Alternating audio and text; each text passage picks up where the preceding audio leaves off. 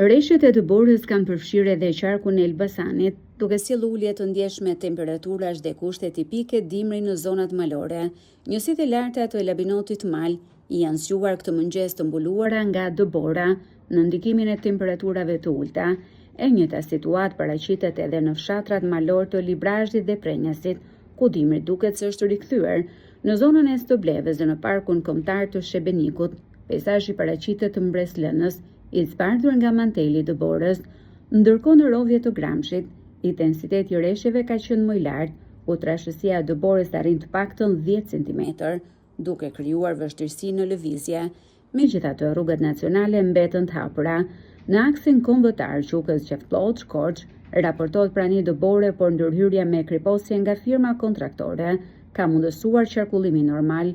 Aktualisht nuk raporton probleme serioze të shkaktuara nga kushtet atmosferike. Në zonat fushore temperaturat kanë pësuar rënje të ndjeshme dhe territori është në ndikimin e rreshjeve të shiut.